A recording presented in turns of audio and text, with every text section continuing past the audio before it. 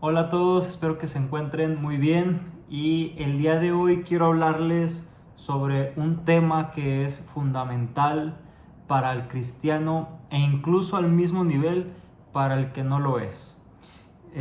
Quiero iniciar este canal hablando de un tema que es sumamente necesario, es un principio para todos nosotros y justamente por esta razón quiero hablar de este tema. Y le he titulado El Cordero de Dios. Podría hablarles del perdón de Dios, podría hablarles del amor tan grande del Padre, incluso hablarles del pecado que hay en nosotros y cómo esto nos puede separar para iniciar con este canal, ¿verdad? Pero, ¿qué tema encierra esto y más? Y que es justo de lo que quiero hablarles el día de hoy. El sacrificio de Jesús. Quiero dedicar los siguientes minutos a hablar de ese Cordero de Dios. Así que, básicamente, hablaré de lo que es el Evangelio, del Evangelio. Hay muchísimo que hablar sobre este tema. Se podría hacer una serie sobre esto. Sin embargo, voy a tratar de tomar algunos puntos destacables, esenciales en este tema y espero que les sirva a todos ustedes. Muy bien, seguramente han escuchado esta palabra. Creo que es una palabra muy conocida, sobre todo en los ámbitos religiosos, en el ámbito cristiano, la palabra evangelio. ¿Pero qué significa? Vamos a ir primero con un poquito de historia.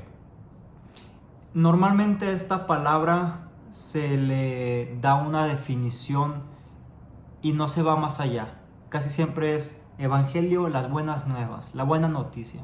Y es correcto, lo es. Pero ¿cuál es esa buena noticia o por qué se usa esta palabra? Bueno, si nos remontamos a los tiempos de Jesús, en aquel contexto, la palabra evangelio era una palabra utilizada culturalmente en medio del conflicto y de la guerra, o mejor dicho, al final de la misma. Cuando después de mucho tiempo de batalla entre naciones, entre pueblos, lo que fuera, al final se llegaba a un acuerdo de paz, se redactaba un documento con estos acuerdos, estas cláusulas, se le puede decir así, sobre cómo se iban a respetar. Era un acuerdo de paz, básicamente. Y a este documento se le llamaba Evangelio. Por esta razón se puede decir que el significado o el sentido que tenía en aquel entonces dicha palabra era anunciar el fin de una guerra. Y había un mensajero que llevaba este documento, llevaba el evangelio a las plazas, a los lugares principales y les decía a los que estaban ahí: tengo el evangelio. Y la gente ya sabía lo que significaba. Sabían que en ese documento estaban redactados los acuerdos de paz y que la guerra se había terminado. Muy bien, entendiendo esto nos damos cuenta de la razón por la cual Jesús usó esta palabra. Justamente fue porque estaba anunciando con ello el fin de una guerra. La guerra entre la humanidad contra Dios, que había iniciado desde Adán. Bueno, en futuros videos quizás veamos temas sobre esto, pero básicamente esta es la historia del origen de esta palabra. Ahora bien, para que una buena noticia, como lo es el Evangelio, para que una buena noticia tenga más valor, tenga más peso, debe haber un contraste. ¿Están de acuerdo? Así que voy a iniciar hablando o diciéndoles dos malas noticias. La primera: por cuanto todos pecaron y están destituidos de la gloria de Dios. Romanos 3:23 nos dice esto. Segunda mala noticia: porque la paga del pecado es muerte, en Romanos 6:23. Estas dos son terribles noticias para nosotros. ¿Por qué? Porque nos encierran a todos, a ti y a mí, a toda la humanidad, y nos está hablando de nuestro destino, de qué nos va a suceder. Juntando estos dos versículos, nos está diciendo que todos hemos pecado, por lo tanto, todos debemos pagar, y la forma de pagar o el precio a pagar es la muerte. Y no se refiere propiamente a una muerte terrenal, o no solamente una muerte terrenal, sino a la eterna. a la condena. Entonces, tenemos aquí que todos hemos pecado, todos debemos pagar, todos debemos morir, todos debemos ser condenados. Esa es la mala noticia quizás para nosotros, tan terrible, ¿no? ¿Por qué? Porque Dios es justo, es uno de sus atributos, y en su justicia cumple con su palabra siempre. Si nos quedáramos solo con esto, o si la Biblia únicamente dijera estos 2 versículos y no hubiera más, no habría esperanza alguna para la humanidad. ¿Por qué? Porque nos está diciendo todos pecamos, todos debemos pagar. ¿Qué nos salva? ¿Cómo nos salvamos? Bueno, entonces es cierto, hay una mala noticia, pero también hay una buena en respuesta a esta, y se llama Evangelio. El fin de la guerra. Y aquí es donde entra en función Jesús, el Cordero de Dios. De manera sumamente sintetizada, pero ahorita lo vamos a ir viendo más desglosadamente, Jesús llegó a pagar el precio del pecado por todos nosotros para librarnos de la muerte y darnos la salvación. De una manera muy comprimida, eso fue lo que hizo Jesús. ¿De acuerdo? Ahora vamos a explicar algunos puntos sobre esto. Si leyéramos Romanos 3:23 de una forma aislada, es algo terrible, ¿verdad? La paga del pecado es muerte, hasta ahí. Pero si leemos lo que viene después, ahí entra nuestra esperanza, en lo que creemos. Y se los voy a leer desde el versículo 23 hasta el 26. Pues todos hemos pecado. Nadie puede alcanzar la meta gloriosa establecida por Dios. Sin embargo, en su gracia, Dios gratuitamente nos hace justos a sus ojos por medio de Cristo Jesús, quien nos liberó del castigo de nuestros pecados. Pues Dios ofreció a Jesús como el sacrificio por el pecado. Las personas son declaradas justas a los ojos de Dios cuando creen que Jesús sacrificó su vida al derramar su sangre. Ese sacrificio muestra que Dios actuó con justicia cuando se contuvo y no castigó a los que pecaron en el pasado, porque miraba hacia el futuro y de ese modo los incluiría en lo que llevaría a cabo en el tiempo presente. Dios hizo todo esto para demostrar su justicia, porque Él mismo es justo e imparcial, y a los pecadores los hace justos a sus ojos cuando creen en Jesús. Esto es algo maravilloso. Puede parecer muy complejo, puede incluso llegarnos a revolver algo de todo lo que nos dice, pero este mensaje es algo sumamente maravilloso, esperanzador para nosotros. Porque mira, Pablo, quien escribe esta carta, este libro de los Romanos, desde el capítulo 2, uno antes, empezaba a hablar sobre la ley, cómo funcionaba la ley, varios puntos destacables sobre esto, incluso unos versículos antes en el 20, dice del capítulo 3, pues nadie llegará jamás a ser justo ante Dios por hacer lo que la ley manda. La ley sencillamente nos muestra lo pecadores que somos. Entonces nos está hablando de cómo ante la ley es imposible ser justos. Sin embargo, viene todo lo que leemos después. Dios gratuitamente nos hace justos a sus ojos. Lo que la ley no puede hacer, Dios, junto con el Hijo, lo hizo posible. Hacernos justos a sus ojos a través de Cristo Jesús. ¿De acuerdo? Al creer en Él. Esto es importante. Ahora, una gran pregunta que nos podemos hacer sobre esto, o que quizás tú te has hecho, te estés haciendo o te la pueden llegar a hacer a ti, es ¿cómo se equilibra la justicia y el amor de Dios? ¿Cómo es que estas dos partes pueden funcionar juntamente? Porque sabemos que Dios es justo, ¿verdad? Y sabemos que Dios es amor, que Dios es amoroso, lo hemos escuchado, lo sabemos. ¿Cómo es que estas dos partes funcionan? Porque la justicia dice que todos pecaron y están destituidos de la gloria de Dios y que la paga del pecado es la muerte. Lo leímos ahorita. Eso dice la justicia. Mientras que el amor dice que Dios dio a su Hijo unigénito para que todo aquel que en Él cree no se pierda, mas tenga vida eterna. En Juan 3:16 nos dice esto. Entonces, ¿cómo puede ser cierto que todos estamos destituidos y debemos ser condenados, y a la vez también es cierto que tendremos vida eterna al creer en Jesús a causa del amor de Dios? ¿Cómo es que se reconcilia la justicia y el amor perfecto de Dios sin que se contrarreste una con la otra? Porque si Dios fuera solo amor, todos seríamos salvos, incluso el que no cree. ¿De acuerdo? No habría justicia. Y si Dios fuera solo justicia, todos seríamos condenados. Entonces, ¿cómo entra en un balance esto? Necesariamente es a través de Jesús. Solo a través de Jesús se hace posible la existencia de la justicia y del amor juntamente. Lo vemos en el versículo 24 que acabamos de leer.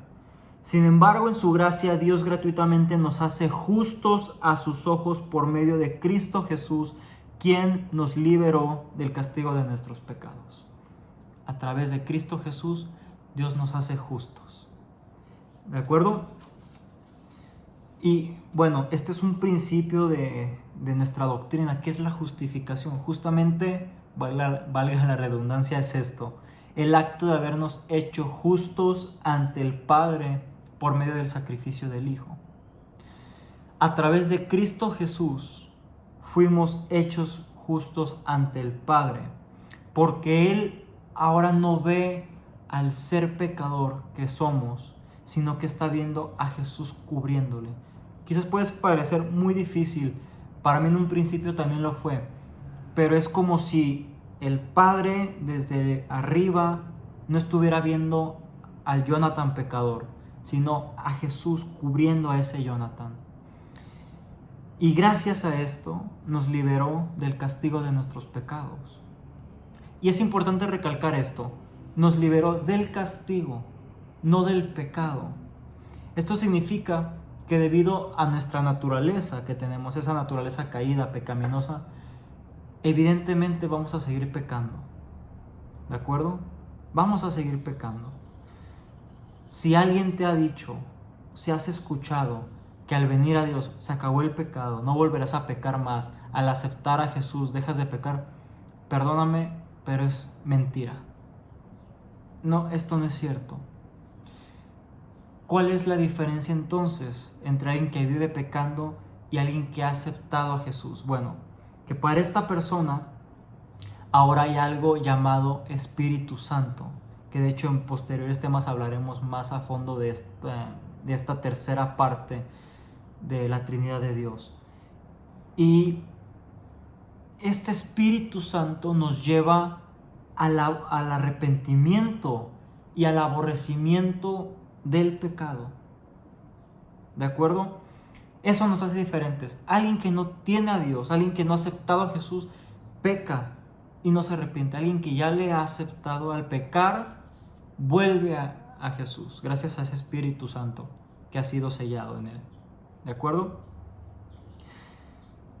Entonces, algunos podrían pensar, hago esta aclaración porque varios podrían llegar a pensar, bueno, Dios ya me perdonó, entonces yo puedo seguir pecando y Dios me va a perdonar. No, si alguien piensa así, en realidad esa persona no ha recibido la conversión, no se ha regenerado y por lo tanto no es salvo. Así de simple. Luego, si leemos, avanzando hoy con el tema, si leemos el versículo 25, nos damos cuenta de que la justicia de Dios se mantiene, porque en ningún momento se deja de cumplir lo que dice Romanos 6:23, acerca de que la paga del pecado es muerte.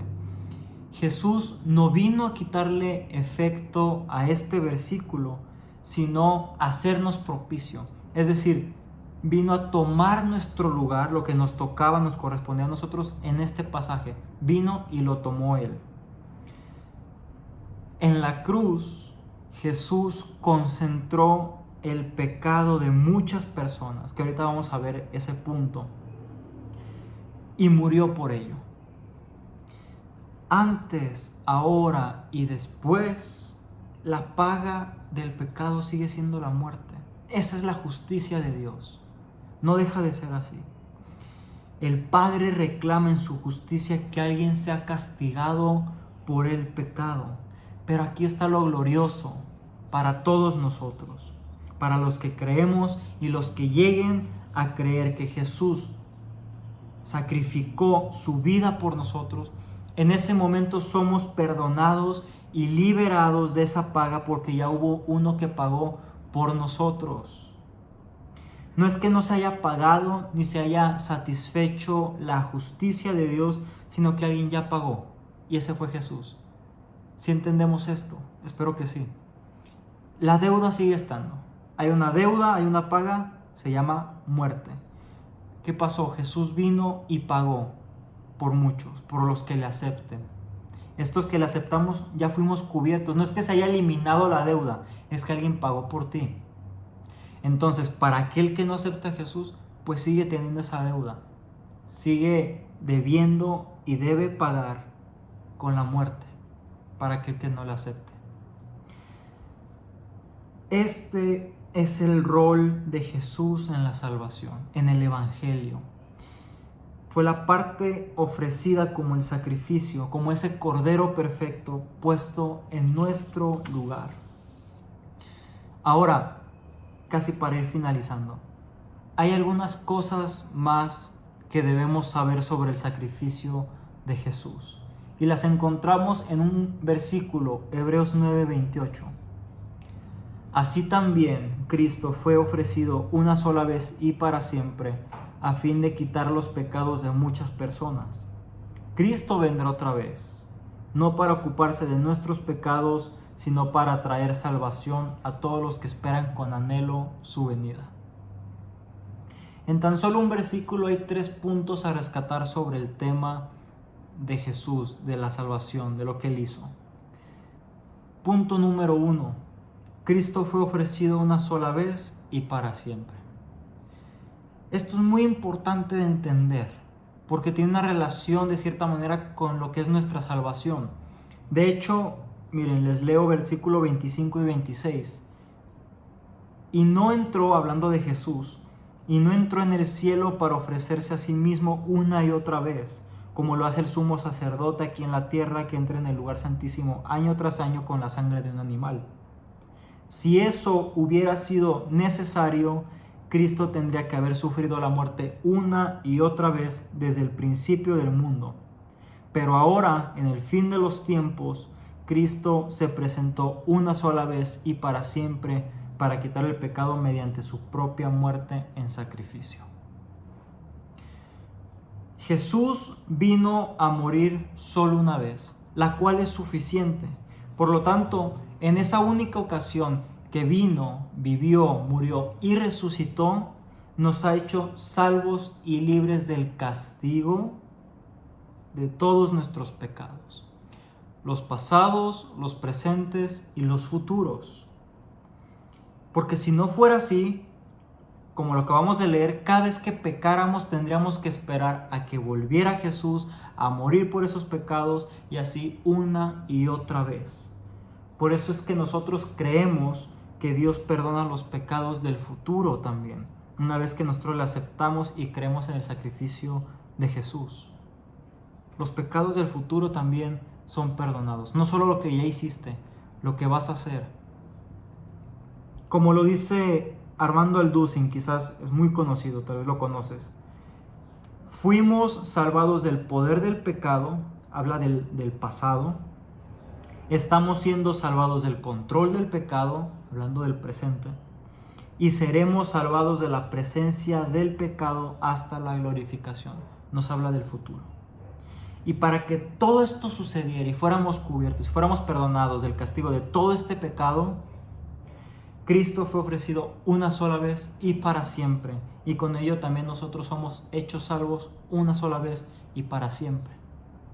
Segundo punto sobre esto, a fin de quitar los pecados de muchas personas. Cristo fue ofrecido para quitar los pecados de muchas personas. Jesús no vino a quitar los pecados de todo el mundo, sino de muchos, de aquellos que acepten este ofrecimiento. Lo explico. Jesús no murió por todo el pecado de todo el mundo. Sí, Dios amó de tal manera al mundo que mandó al Hijo unigénito. Pero esto se refiere a que no solo amó a los judíos, sino al mundo entero. O sea, que todos pudiéramos tener el acceso a esto, ¿sí? Sin una distinción de raza. Sin embargo, Él vino a morir por el pecado de muchas personas, como lo dice aquí, de los que le acepten.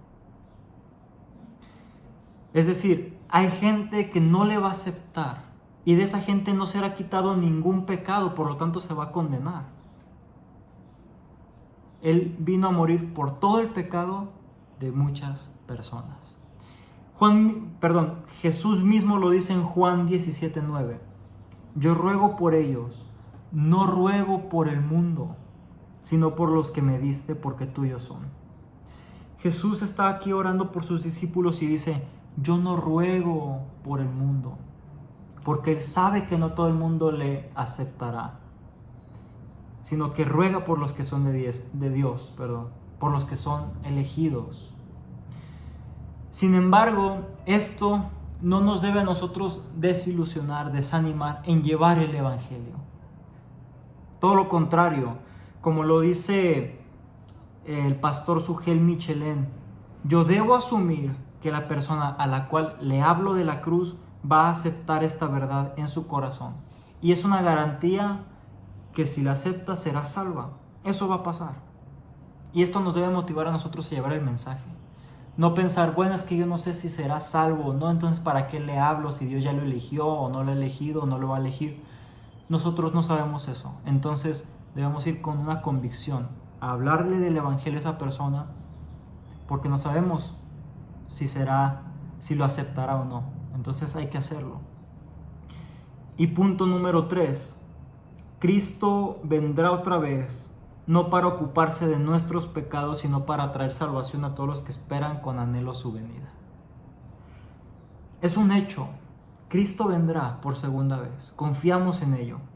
Pero ahora ya no para perdonar los pecados, sino que vendrá con la salvación para todos los que hemos creído en el Cordero de Dios y anhelamos su venida. El enfoque de Jesús en su primera venida a la tierra fue ocuparse del pecado. ¿Están de acuerdo? Del problema que representaba y representa para la humanidad el pecado. Ahora que ha resuelto esta parte, la segunda ocasión que venga será para traer la salvación a todos los que ya han sido perdonados de ese pecado. Y ahí es donde espero que entremos tú y yo. Termino con esto. Hay una necesidad real, enorme, de compartir esta noticia. Cristo está próximo a su venida. No sabemos cuándo, no sabemos a qué hora, solo tenemos señales, y son señales que cada vez poco a poco se han ido cumpliendo. Entonces, nosotros le esperamos gozosamente.